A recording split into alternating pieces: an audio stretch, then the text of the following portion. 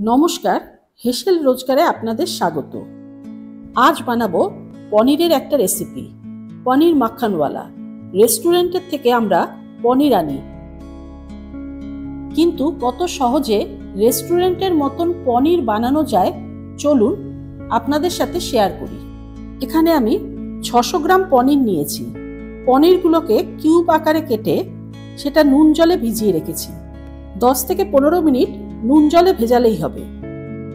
এবার একটা কড়াই নিয়ে 4 টেবিল স্পুন সাদা তেল দেব। এই রান্নাটা আমি সাদা তেলেই করছি। তেলটা গরম হলে পনিরের কিউবগুলোকে হালকা গোল্ডেন কালার করে ভেজে নিতে হবে। এখানে আমি সবকটা পনির একসাথে দিইনি, 2 ভাগ করে ভেজে নেব। পনিরগুলো ভাজা হয়ে গেছে, হালকা গোল্ডেন কালার হয়ে গেছে। এবার তুলে আলাদা রাখবো। বাকি পনিরগুলো ভেজে তুলে রাখবো। পনিরগুলো ভাজার পর নুন জলে কিছুক্ষণ ডুবিয়ে রাখতে হবে। এতে পনিরটা সফট হবে আর পনিরের মধ্যে নুনটা ঢুকবে। আর লাগবে 6টা পেঁয়াজ, 14 থেকে 15টা রসুনের কোয়া আর 2 ইঞ্চি আদা। এগুলোকে সবকটাকে মিক্সিতে পেস্ট তৈরি করে নেব। পনির ভাজার পর যে তেলটা রয়েছে তার মধ্যে আরও 3 টেবিল স্পুন তেল দেব। তেলটা গরম হলে পেঁয়াজ, আদা, রসুনের যে পেস্টটা তৈরি করেছিলাম সেটা দিয়ে দেব। পেঁয়াজটা কিছুক্ষণ কষানোর পর এর মধ্যে 2 টিস্পুন শুকনো লঙ্কা গুঁড়ো, 2 টিস্পুন হলুদ গুঁড়ো আর হাফ টিস্পুনের মতন গরম মশলা গুঁড়ো দেব। মশলাগুলো পেঁয়াজের সাথে ভালো করে কষাতে হবে। কালারটা যাতে ভালো আসে সেই জন্য 1 টিস্পুন কাশ্মীরি লঙ্কা গুঁড়ো দেব।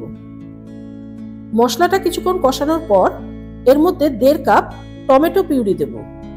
এখানে কিন্তু টমেটো পিউরি দিলেই টেস্টটা যেরকম ভালো লাগবে, কালারটাও খুব সুন্দর হবে। মশলাটা ভালো করে কষানোর পর গ্রেভির জন্য এর মধ্যে 3 কাপ জল দেব। তারপর এর মধ্যে স্বাদ অনুপাতে চিনি দেব। এই রেসিপিটায় একটু পনিরটা মিষ্টি মিষ্টি ভালো লাগে, আর যদি মিষ্টি কম খান তাহলে কম দিয়েও করতে পারেন। তারপর স্বাদ অনুপাতে নুন দেব। চিনি আর নুনটাকে ভালো করে গ্রেভির মধ্যে মিশিয়ে দেব।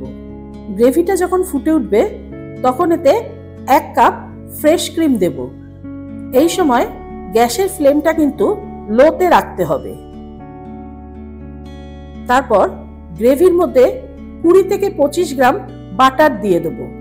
আমি এখানে সল্টেড বাটার ইউজ করেছি, আপনারা আনসল্টেড বাটারও ইউজ করতে পারেন।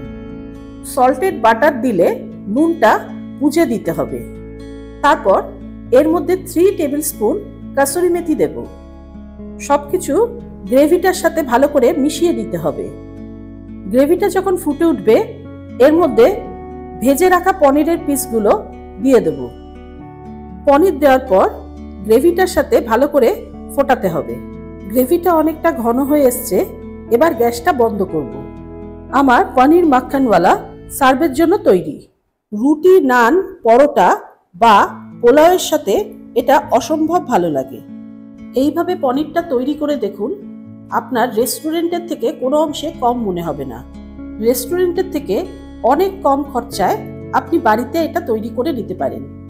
আজকের রেসিপিটা কেমন লাগলো অবশ্যই কমেন্ট করে জানাবেন। আর আমার চ্যানেলে নতুন বন্ধু হয়ে থাকলে সাবস্ক্রাইব করবার অনুরোধ রইল।